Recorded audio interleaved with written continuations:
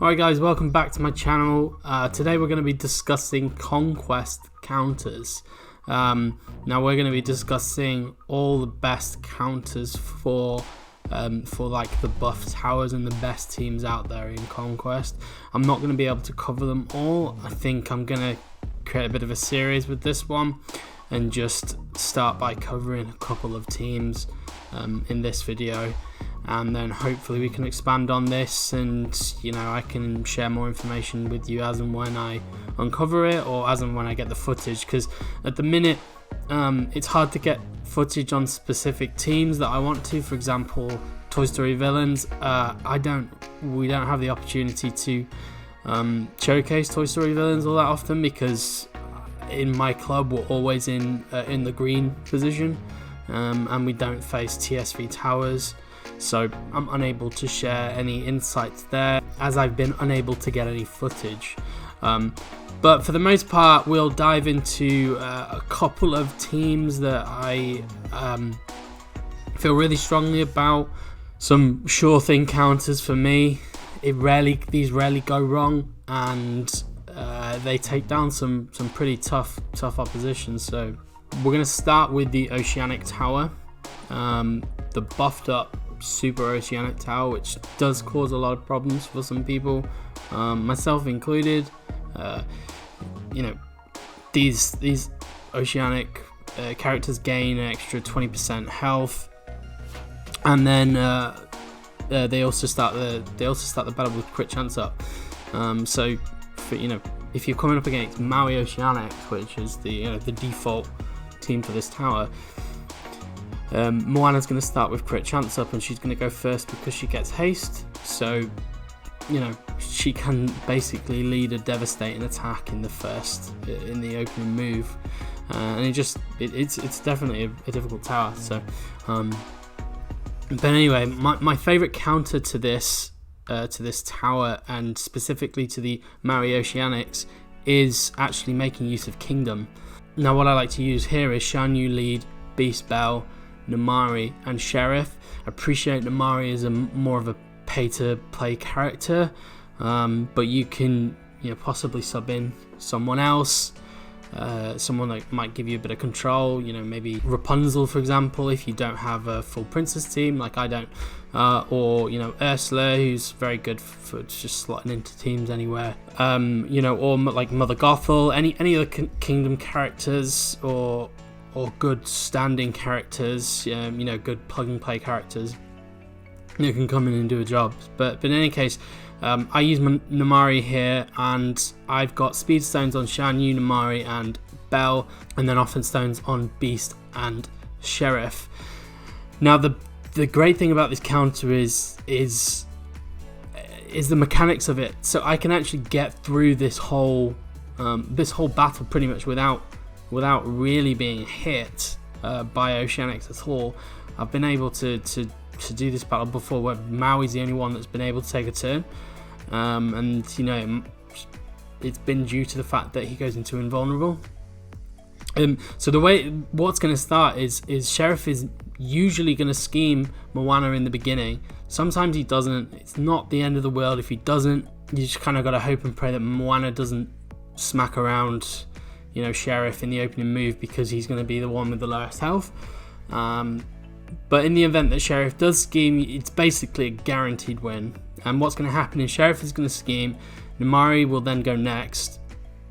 Sometimes, depending on the turn order, Sheriff might take a turn before her, but Namari's going to go next, and you're going to use the Surlot Fangs ability. What's going to happen is you're going to focus that on Moana, and you're going to actually flip the haste into a slow, which is quite an underrated move actually. But then she's going to give offense up to Sheriff and to Shan Yu, based on the placement, which hopefully you've seen on my screen by now. And then Sheriff's going to go next. Now what you're going to do with Sheriff is fairly simple. There's one massive damage dealer on the team. We'll excuse Stitch for now, because I feel Stitch is quite controllable, but Moana is the threat. You're just going to use his well-timed treachery move. That actually does bonus damage to shield, so it's going to wipe Moana. And if it doesn't happen to wipe Moana, you've then got Namari who's going to jump in and finish her off. So you basically start the battle having taken out Moana, and most people are running Grammatala and Shadow. So effectively you're going to have a 4v5 almost immediately. Then what's going to happen is it's going to be Beast or Belle's turn. Beast will obviously gain turn meter, and then you're going to use Beast's Get Out ability, which is going to inflict Intimidate and Shaken, which will stop Bubbles from gaining additional turn meter. And from this point, it's going to go. That's going to give speed meter to Belle, and then you're going to use Belle's Show Me the Beast, which is also going to inflict Intimidate and Shaken. Again, you're going to put that on someone like Maui, who is then going to be unable to land any of his debuffs, like the stuns. So there's just so much control going on. You can see the footage here, like that it just becomes super easy. The spells that I would take in here are, I personally like Splash Mountain Soak and Duke Kaboom. The reason I like Duke Kaboom is this is a high offense, really fast team. Duke Kaboom charges really quickly, and it inflicts invulnerable, so you can effectively stop the Oceanics, who are notoriously quite slow over than Moana, from even taking a turn, like you see in the footage here.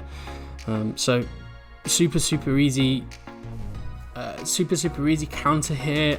I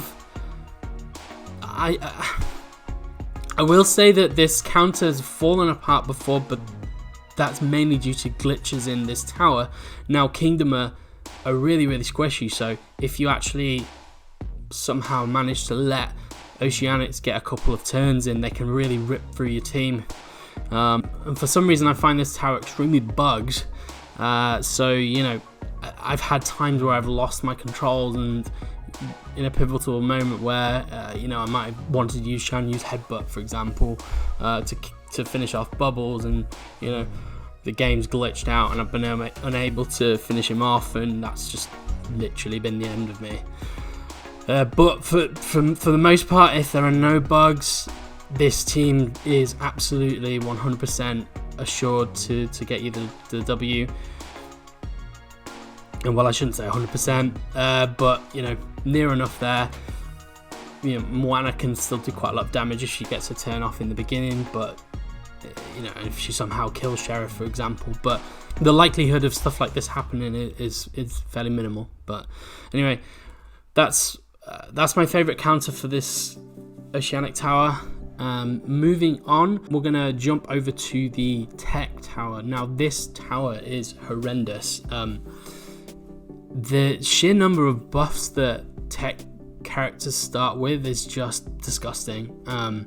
You know, 20%, 25% bonus maximum health, 20% offense, beginning the battle with counterattacks, and then having that 20% chance of defending of your own teammates starting with vulnerable per Tech character on the other team. So basically, if you're coming up against a full lineup of Tech characters, that's going to give 100%.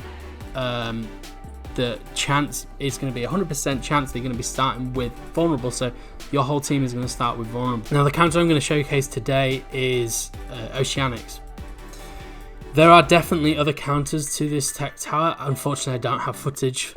As I said, we'll probably make a series out of this, you know, out of these Conquest counters. The reason I don't have the footage for other counters is because I use those units elsewhere. I use them to counter against other teams. For example, Big Hero 6 mixed teams here can take down this tower fairly comfortably, but I use my Big Hero 6, you know, my Hercules, I use them to take down Sensational 6. So you've kind of just got to pick your battles here.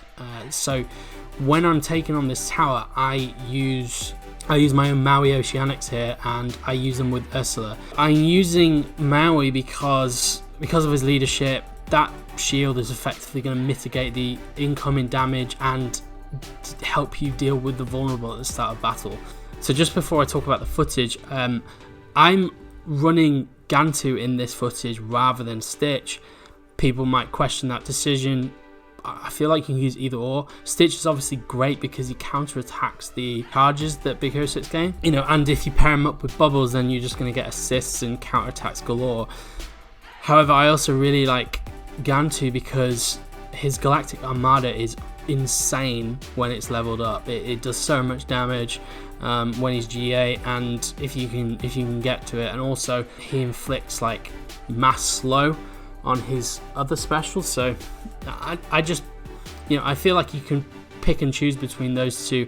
The others are absolutely staple.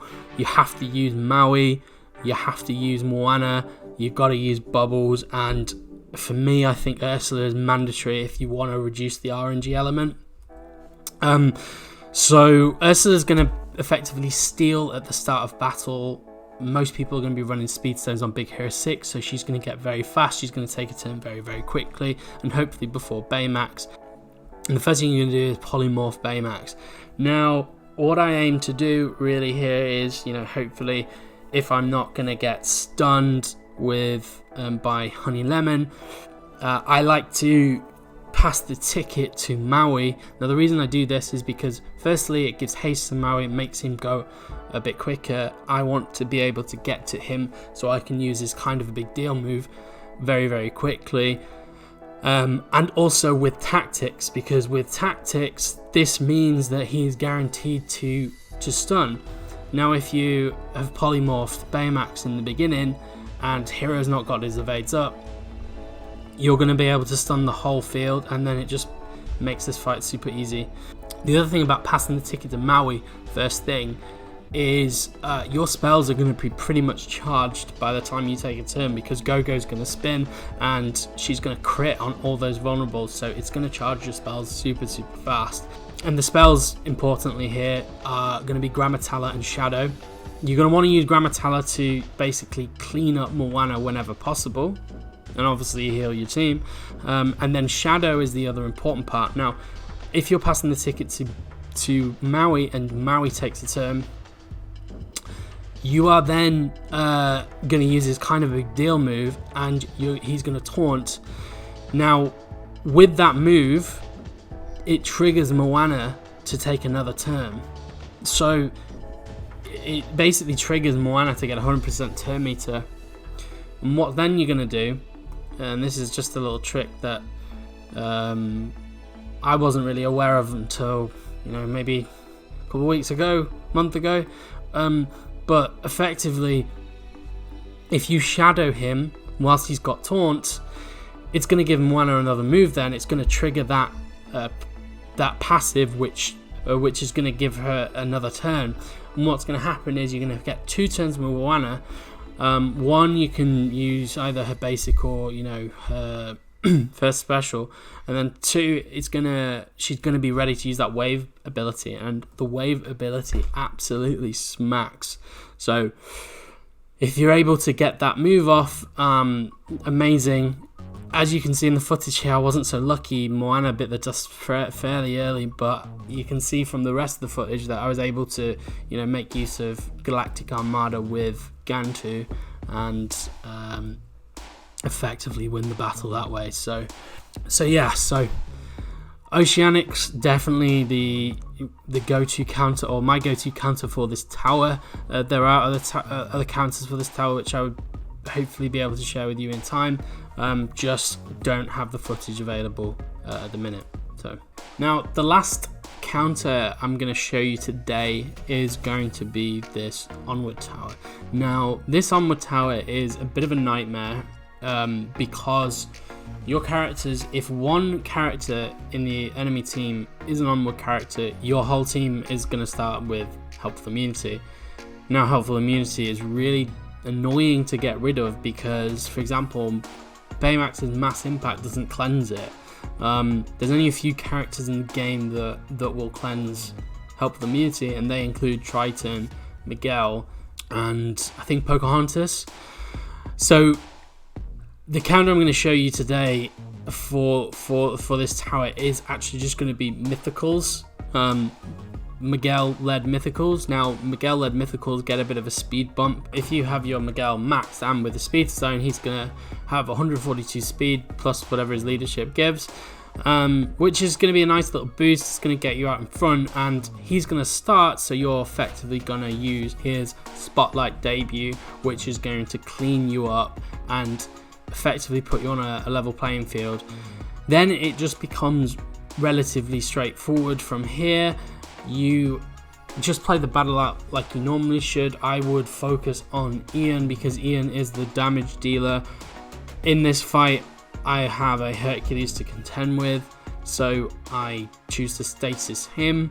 Unfortunately, I lose this battle. It's not a sure thing, but this count will obviously do quite well. I probably played it a little bit poorly and I could have done a little bit better. But the important thing I'm showing you is the way to deal with these horrible debuffs like the helpful immunity, which is really difficult to clear. But yeah, Miguel, making use of him, then using stasis on either Ian or Hercules in this example. You know, Pap and Hades. Hades is going to be a big damage dealer. I used Dr. Facilier in this battle because I saved my hurt for my Sensational 6 counter, but I used Dr. F here because he gives a little bit of control. You know, unfortunately, this battle just didn't go my way, but you know, I feel like I could have won it. But in any case, it's a decent counter for this tower. You're gonna hope to get to Hades empowered, you know, because he's gonna start doing a lot more damage.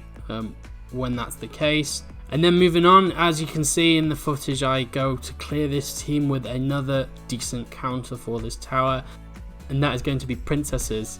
Now, if you've got a Pocahontas that's GA and quite fast with the speed stone, then you're going to be able to clean up really quickly. And you know, princesses have a lot of control. They can do a lot of damage. Rapunzel's got her ability to stun, remove turn meter. You've got Mulan, who can come in and silence and will assist a lot of the time. Jasmine, who can bring out Raj, who can act as a taunt. Princesses in general are great counter here. They're also a really great counter for Oceanics, but unfortunately mine aren't quite leveled enough to be taking on the GA Oceanic teams. In good time, I'll be able to showcase a counter with princesses against Oceanics, but unfortunately not for now. Okay guys, so there's my initial conquest counters video. We've covered the Big Hero 6 tower, the Oceanic tower, Onward tower. I hope this video is useful. If you enjoyed the content, I am going to make a series out of this and hopefully deliver more counters to you guys, so you can kind of take them away and not face Conquest in the same way I did for a couple of months, where I was kind of scared to use teams, because ultimately we don't fight these teams day in day out. Someone's got to go in and test them, and you know, that's what I've done here. And I've made mistakes, believe me. I've come up short in Conquest. I've thrown my phone after some failed attempts just because, you know, you never get to practice against these buff towers. It's really difficult to kind of go in knowing that you know things will go right. There's obviously RNG at play at all times, and sometimes it just doesn't go your way. But this video will hopefully show you that there are some counters out there that do have some solid track record against the tougher teams in this game mode. So hope you enjoyed the video. Please like and subscribe. Thank you so much. I didn't mention that I'd met the milestone of 100 subscribers the other week. Really appreciate it. As I say, this is just a pastime, a bit of a hobby for me. I like helping people, so if you like my content, if you think it's engaging, give us that like, comment in the comment section down below, and subscribe for more content. So yeah, thank you so much for watching, and I'll see you in the next video.